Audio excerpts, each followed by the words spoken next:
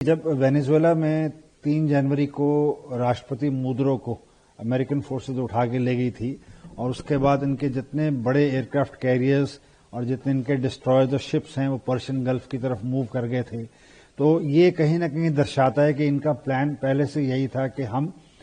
Middle east में अपने सारा आर्सेनल ला के दबाव डालें। हमारे प्रधानमंत्री अभी टेल अवीव गए 2 दिन पहले और उनकी वापसी की वेट की गई और उसके बाद जो लास्ट मीटिंग हुई है उसमें अमेरिका और इजराइल ने निर्णय लिया होगा। बेसिकली इस दौरान पिछले 3 हफ्तों में बहुत सारे रशियन और Chinese aircraft and ships Iran में आए हैं, तो उन्होंने हथियार उनको प्रोवाइड किए हैं। बट ये जो निर्णय लिया गया है ये बेसिकली बैलिस्टिक मिसाइल्स जो ईरान के पास हैं, जो कि अब अमेरिका तक पहुंचने की क्षमता रखते हैं और इजराइल के बड़े बड़े शहरों को निकालने की क्षमता रखते हैं, उससे कहीं से घबरा के इन्होंने ईरान पे प्रीएम्प्टिव अटैक किया है। और दूसरा जो न्यूक्लियर इनके पास कैपेबिलिटी है वो भी ये दोनों देश खत्म करना चाहते हैं। यूरेनियम इनरिचमेंट का प्रोग्राम हो या मिसाइल डेवलपमेंट का प्रोग्राम हो या टेरर प्रॉक्सीज को सपोर्ट करने की ईरान की जो नीति रहती है और इजराइल के प्रति जो उसकी घृणा और नफरत का जो भाव रहता है वो सभी चूंकि कायम है, इसी वजह से ये हमला अमेरिका और इजराइल ने इस मौके का इस्तेमाल करते हुए किया है और इसका अल्टीमेट खामियाजा, जैसे कि मैंने कहा, कि ईरान के इस्लामिक रिजीम को उठाना पड़ सकता है। ये जो जंग है, जो युद्ध शुरू हुआ है, ये क्या अनफोल्ड करता है, बट भारत इसको बहुत क्लोजली देखेगा और मेरी नज़र से पाकिस्तान काफ़ी हद तक दबाव में होगा इस वक्त, क्योंकि पाकिस्तान पे अमेरिका का दबाव होगा कि उनकी जो एयर बेसेस हैं, जो उनकी एयर स्पेस है, उसको वो यूज़ करना चाहते हैं। तो जो पाकिस्तान की जनता है वो इस वक्त देख रही है कि पाकिस्तान अफगानिस्तान के साथ युद्ध कर रहा है, बलोचिस्तान में अनरेस्ट है और बगल में ईरान में युद्ध शुरू हो गया है। जबकि उनके बेसिस अगर यूज हुए, जो जनता है वो कहेगी कि आप अपनी जनता को तो कहते हैं कि हम ईरान के साथ हैं, बट अमेरिका को मदद करके आप ईरान पे हमले की अनुमति दे रहे हैं। तो ये कारण मेरी समझ से इन पे भी काफी दबाव डालेंगे। ये मिस्र के इलाके में भारतवासियों की बहुत बड़ी संख्या है, तकरीबन 9 मिलियन की संख्या है। यहाँ इजराइल के अंदर भी कम संख्या है, मगर हैं भारतवासी वहाँ पर। मैं नहीं समझता हूँ कि किसी तरह का इस वक्त खतरा है, मगर अगर ये लड़ाई हद से ज़्यादा बढ़ गई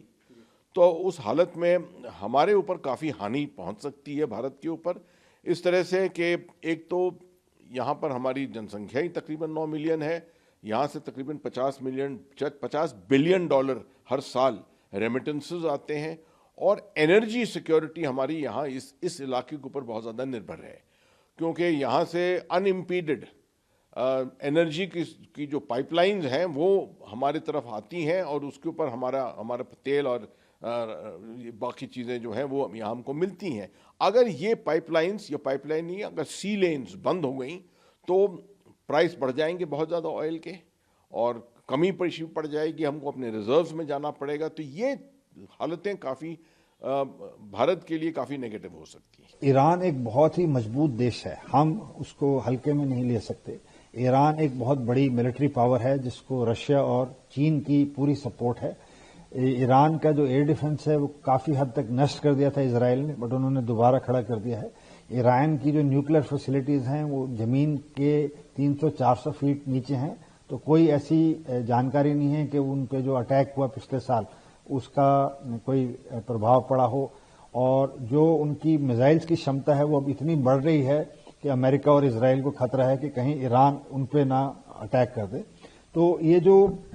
इमीडिएट एक्शन है कि जो इनके बेसिस हैं अमेरिका के, चाहे वो यूएई में हैं, चाहे कुवैत में हैं, चाहे कतार में हैं, उस पर अब ईरान ने रिटेलिएटरी अटैक स्टार्ट किया है, बताने के लिए कि हम इस बारी चुप नहीं बैठेंगे। इंडियंस बहुत ज्यादा तादाद में मिडिल ईस्ट में हैं, मैक्सिमम वर्कफोर्स भारत से है और अब ये जब अनरेस्ट स्टार्ट हुआ है तो इंडियंस की एक वो रहेगी इच्छा कि वहां से फटाफट निकलें बाहर, क्योंकि जब यूएई जिसमें सबसे ज्यादा भारतीय हैं उनके जगहों पे ईरानियन मिसाइल जाके हिटने लगी हैं, तो भारतीयों को इस वक्त जो वहां की एम्बेसी है और हमारी एक्सटर्नल अफेयर्स मिनिस्ट्री है वो क्लोजली मॉनिटर कर रही होगी اور ایویکویشن پلان بنا رہے ہوں گے, چاہے ان کو شپ سے لانا ہے کہ سول ایئر کرافٹ سے لانا ہے کہ ایئر فورس کے ایئر کرافٹ سے لانا ہے کہ نیوی کے شپ سے واپس لانا ہے. یہ پلان آلریڈی ہوگا. اگر یہ ایسکلیٹ ہوتا ہے تو یہ ایک آپشن ضرور ہے ہمارے سٹیزنس کو وہاں سے ایویکویٹ کرنے کے لیے. Death to America, death to Israel کی جو نعرے ہیں وہ ایران میں لگائے جاتے ہیں. آیت اللہ خامنائی جو ایران کے سپریم لیڈر ہے وہ سوئم اس طریقے کی باتیں کرتے ہیں. ایسے میں جو ایران کا نیوکلیر ویپنز کا جو پروگرام ہے وہ اسرائیل اسے اپنے لیے استتو کے سنکٹ کے طور پر دیکھتا ہے. اگر وہ ڈپلومیٹک طریقے سے نہیں مانے اور اپنی انہوں نے نیوکلیر فیسلٹیز اور میسائلز کو کم نہیں کیا, اپنے نیوکلیر فیسلٹیز کو روکا نہیں, اور اتیاچار جو ہو رہا ہے ان کا اپنی جنتا پر, ان کی پبلک پر, وہ نہیں رکا, تو اس کے علاوہ اور کچھ بھی بہت ہو سکتا ہے. یہ ایک سگنل دینے کی کوشش کر رہے ہیں. یہ سگنل پہلے بھی دیے ہیں, 3-4 دفعے ان کے بیچ میں اس طرح کی لڑائی چھڑی ہے. میں سمجھتا ہوں کہ ایران کافی اچھی طرح سے سمجھتا ہے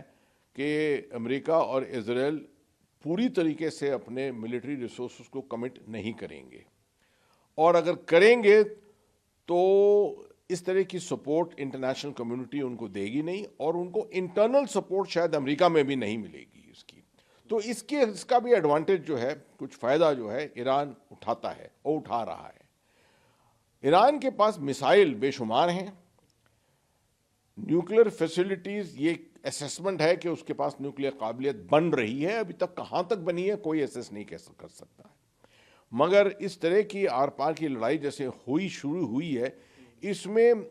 امریکہ بہت ڈسٹرکشن کر سکتا ہے ایران پر, مگر ایران جوابی حملوں میں اگر کسی ایک بڑے شپ کو یا کسی اور میری ٹائم پلیٹ فارم کے اوپر حملہ کر کے اس کو تباہ کر دے تو اس سے بھی بہت بڑا پولیٹیکل پرابلم جو ہے معاملہ وہ چھڑ جائے گا. تو ذرا نازک معاملہ ہے اس وقت جو چل رہا ہے. دیکھیں گے کہ میں سمجھتا ہوں کہ یہ لڑائی 1-2 دن چلے گی, اس سے زیادہ نہیں چلے گی, کیونکہ رجیم چینج جو چاہ رہا ہے امریکہ وہ اس طریقے سے نہیں ہو سکتا ہے,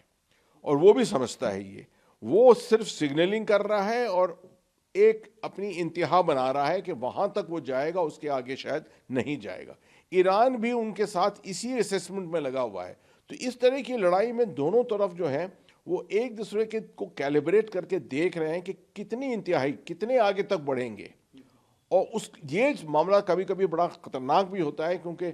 ایک دوسرے کی انتہائی آدمی کو معلوم نہیں ہوتی ہے, لیڈرز کو معلوم نہیں ہوتی ہے, اور شاید وہ اگر کسی لائن کو کراس کر دیں تو اس سے زیادہ کافی تباہی ہو سکتی ہے. اور یدی ایران جیسا راشٹر جو کہ اسرائیل کے پرتی اتنی نفرت کا بھاؤ رکھتا ہے اور وہ آتنکوادیوں کو بھی لگاتار پریشر اور سپورٹ دیتا ہے, حماس, حزب اللہ, ہوتی تتھا عراق اور سیریا میں جو چھوٹے بڑے آتنکی سنگٹھن ہیں سبھی ایرانین پراکسیز ہیں. تو ایسے ایران کے پاس یدی نیوکلیر ویپنز آ جاتا ہے تو ظاہر ہے کہ